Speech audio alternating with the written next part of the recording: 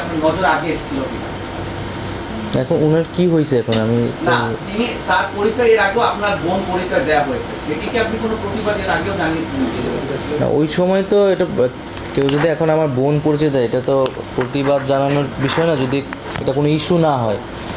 এখন আমি যখন হাসপাতালে ছিলাম তখন তো একটা খুবই ক্রুশিয়াল মোমেন্টে আমরা ছিলাম। উনি তখন আমাদেরকে হেল্প করেছিলেন। আমি যতটুকু জানি উনি গণ অধিকার পরিষদের নেত্রী ছিলেন, আমাদের বিশ্ববিদ্যালয়ে পড়াশোনা করেছেন। সেই জায়গা থেকে বিশ্ববিদ্যালয়ের বোন হিসেবে তিনি তখন আমাদেরকে অনেক হেল্প করেছিলেন। আর আমার পক্ষ থেকে তো আসলে আমাকে যখন তুলে নেওয়া হয়েছে বা কথা বলারও কেউ ছিল না।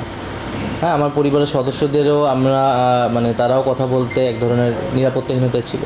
তো তখন তিনি আমাদের পক্ষ থেকে অনেক জায়গায় হয়তো কথা বলেছেন, এগুলো আমরা তখন অত নজর রাখারও সময় পাইনি বা খেয়াল করারও সময় পাইনি। তো এইটাই হচ্ছে তার সাথে। আমার নিজের কোনো বোনই নেই, আমরা দুই ভাই। ও আসলে বোন নাই।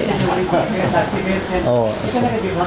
না না, ওনার সাথে তো আমার আসলে আগেও যোগাযোগ ছিল না, এবং এরপরে এত ব্যস্ততার ভিতরে আমি ওনার সাথে এখনো যোগাযোগ